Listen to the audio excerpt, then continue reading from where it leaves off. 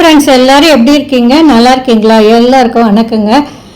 இந்த பதிவு வந்து நான்வெஜ் வீட்டு குறிப்புகள் தான் சில பார்க்க போகிறோம். இது வரைக்கும் சப்ஸ்கிரைப் பண்ணாமல் பார்த்துட்ருக்க சகோதர சகோதரிகள் சப்ஸ்கிரைப் பண்ணிவிட்டு பார்த்தீங்கன்னா உங்களுக்கு பயனுள்ள குறிப்பெல்லாம் கிடைக்குங்க. சரிங்க, நம்ம பதிவில் பார்க்கலாங்களா? சில வீட்டு குறிப்புகள் தான், சில பேருக்கு தெரிஞ்சிருக்கும், சில பேருக்கு தெரியாமல் இருக்கும். என்னென்னா சிக்கன் 65ம் மட்டன் சுக்காவும் செய்ய போகிறோம்னு வச்சுக்கோங்களேன். அது சாஃப்டாக வரணும்னா என்ன பண்ணணுன்னா, ஒரு முட்டையை எடுத்துக்கோங்க, நல்லா அடிச்சுக்கோங்க. சரிங்களா? அடிச்சுட்டு அதோட உப்பு, இஞ்சி பூண்டு விழுது, மஞ்சத்தூள், மிளகாத்தூள்லாம் சேர்த்து பேஸ்டாக்கி அதில் வந்து அந்த சிக்கன் அல்லது மட்டனை ஊற வச்சுட்டு அதுக்கப்புறம் செய்யுங்க பாருங்கள். அது வந்து சாஃப்டாக இருக்குங்க. சிக்கன் லாலிபாப் வந்து என்ன பண்ணுங்க, அதிக ஸ்பைஸாக இருக்கணுங்களா? லாலிபாப் இப்போ குழந்தைங்கள்லாம் செய்கிறாங்க இல்லையா? குழந்தைங்களுக்கு வேண்டாம் விடுங்க, மற்றவங்களுக்கு பெரியவங்களுக்கு இன்ட்ரெஸ்டாக செஞ்சு கொடுக்கணும் அப்படின்னா இஞ்சி பூண்டு, அப்புறம் கரம் மசாலா, கொஞ்சம் ப்ரெட் க்ரம்ஸு இதெல்லாம் கலந்து சிக்கனில் கலந்து அரை மணி நேரமாவது ஊற வச்சுட்டு பிறகு வந்து ரெகுலர் மசாலாவோட கலந்து எண்ணெயில் பொரிச்சு எடுங்களேன். ஸ்பைசியான சிக்கன் லாலிபாப் ரெடி ஆகிடுங்க. சரிங்களா? சரி, இதை விட்டுடுங்க. இறால் மீன் வாங்கிட்டீங்க, என்ன பண்ணணும், அதில் வந்து ஸ்மெல் அடிக்காமல் இருக்கணுமா? அப்போ என்ன பண்ணணும், இறால் மீனை வந்து வெது வெதுப்பான தண்ணீரில் போட்டு தலையை கிள்ளி எடுத்துட்டு 2 கையாலையும் தேய்ச்சாலே சுத்தமாகிடுங்க. அப்புறம் ஒரு பாத்திரத்தில் சுடு தண்ணி வச்சு அதில் பூண்டு தோலை போட்டு ஊற வச்சு அதில் வந்து இந்த இறாலை அலசி போட்டால் நல்லா வந்து வாசம் இருக்காது. இது சில நேரங்களில் வந்து இதை பயன்படுத்தி பாருங்கள். எல்லா நேரமும் இதில் பயன்படுத்தி பாருங்கள். இப்படி அலாசினீங்கன்னா வாசம் இருக்காது. அந்த பூண்டு இருக்கு இல்லைங்களா, அது வந்து அந்த வாசம்லாம் எடுத்துகிட்டு பூண்டு தோலை உழிச்சிருப்பீங்க இல்லையா, அதை போட்டிங்கன்னா கூட போதும், இல்லை பூண்டு நசி போட்டிங்கனாலும் போதும். ரொம்பவும் கலந்தாலும் கொலன்னு போயிடும்.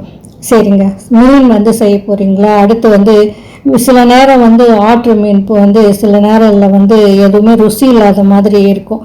இதுக்கு என்ன பண்ணோம், மீனை சமைக்கிறதுக்கு முன்னால் வந்து உப்பு கலந்த தண்ணீரில் சில நேரம் போட்டு வச்சுட்டு அதுக்கப்புறமே நல்லா கழுவுங்க. அப்போ வந்து அந்த உப்பு கொஞ்சம் எடுத்துக்கும். அதுக்கப்புறம் கழுவிட்டு கொஞ்சம் தண்ணியில் போட்டு வைங்களேன்.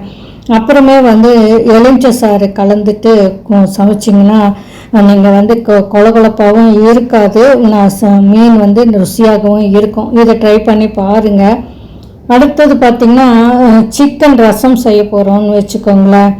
சிக்கன் தண்ணி குழம்பு இல்லை சூப்பு இந்த மாதிரிலாம் செய்ய போகிறோம்னு வச்சுக்கோங்க.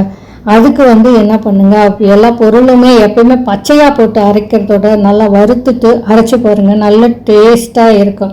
அதுக்கப்புறமே வந்து கடைசியாக வந்து கடுகும் கருவேப்பிலையும் தாளித்து கொட்டுங்க, ரொம்ப டேஸ்ட்டாக இருக்கும். அதில் ஒரு லவங்க துண்டும் பட்டை துண்டும் தாளித்து கொட்டுங்களேன், நல்லா டேஸ்ட்டாக இருக்கும். ட்ரை பண்ணி பாருங்கள். அப்புறம் நண்டு சமைக்க போகிறீங்களா? நண்டு சுவையாக வரணும்னா மிளகாய் தூளுக்கு பதிலாக மிளகு பொடி சேர்த்துக்கோங்க, ரொம்ப சுவையாக இருக்கும். சரிங்களா? சில பேர் வந்து என்ன பண்ணுவாங்க, உப்பு கண்டம் போட்டு வச்சுக்குவாங்க. அதை வந்து கறியை வந்து கழுவி தொடச்சிட்டு உப்பு தேங்காய் எண்ணெய் மஞ்சத்தூள் கலந்து வெயிலில் காய வச்சாவே போதுங்க. அந்த மாதிரி பச்சை நாட்டெல்லாம் போயிடும். பொதுவாக நம்மளாம் செய்கிறதில்ல, நிறையா பேர் செய்வாங்க, அவங்களுக்கெல்லாம் இது. அடுத்தது பார்த்திங்கன்னா மட்டன் செய்ய போடுறோமா, அப்போ வந்து மசாலா பொருட்கள்லாம் தயிரோடு கலந்து கொஞ்சம் நேரம் 2 மணி நேரம் 3 மணி நேரம் ஊற வச்சுட்டு அப்புறம் சமைச்சோம்னா சீக்கிரமாக வெந்துருங்க. இந்த இதையும் டிப்ஸு கண்டிப்பாக ஃபாலோ பண்ணுங்கள். சரிங்களா? அப்புறம் வந்து என்ன பண்ணுங்கள், அதான் நான் முதல்லையே சொன்னது தாங்க, எல்லாத்தையுமே எந்த சாமானமாக இருந்தாலும் கறி குழம்பு வைக்கிறீங்களா, மட்டன் குழம்பு வைக்கிறீங்களா, எந்த சாமானத்தையும் நல்லா வறுக்காமல் செய்கிறதோட நல்லா வறுத்துட்டு மணக்க செஞ்சு பாருங்கள். அந்த சுவையே தனியாக இருக்குங்க. அது வந்து நல்ல கெடாமையும் இருக்கும், அது நல்ல சுவையை கொடுக்கும். நீங்கள் அதை ட்ரை பண்ணி பாருங்கள். அடுத்தது வந்து மீன் வந்து எண்ணெயில் ஒட்டாமல் வரணுங்களா, அதுக்கு வந்து நீங்கள் கொஞ்சமாக எலுமிச்சம்பழம் புளிஞ்சிங்கன்னா போதும். நிறையா எலுமிச்சம்பழம் புளிஞ்சிங்கன்னா கொலன்னு ஆகிடும். கொஞ்சமாக எலுமிச்சம்பழம் அந்த மசாலாலாம் புளிஞ்சு வச்சுட்டு எலுமிச்சம்பழம் கொஞ்சமாக புளிஞ்சிட்டு ஃப்ரை பண்ணி பாருங்களேன், ஒட்டாது உங்களுக்கு. தலைப்பில் கொடுத்துருக்கேன் இல்லைங்க, நேரம் சேமிக்கும் டிப்ஸுன்னு. இதில் தயிரில் வந்து நீங்கள் ஊற வச்சு வேக வைக்கும்போது சீக்கிரமாக வெந்துருங்க. அது ஒரு நேரம் சேமிக்கிற டிப்ஸு தான்.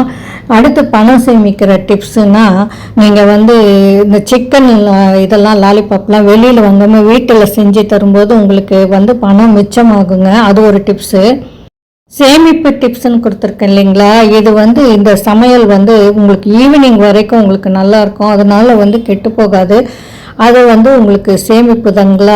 2 நேரத்துக்கு அந்த மாதிரிலாம் செய்யணும்லாம் அவசியம் இல்லை. நிறையா வீட்டில் எல்லா வீட்லேயும் கெடுறதில்ல. இருந்தாலும் இந்த மாதிரி வறுத்து நல்லா செய்யும் பொழுது உங்களுக்கு ரொம்ப நேரம் கெடாமல் இருக்கும். ட்ரை பண்ணி பாருங்கள். இந்த பதிவை முழுமையாக பார்த்தமைக்கு நன்றிங்க. உங்களுக்கு பிடித்திருந்ததுன்னா, பயனுள்ளதாக இருந்ததுன்னா மற்றவங்களுக்கும் ஷேர் பண்ணுங்களேன். நன்றிங்க, வணக்கங்க.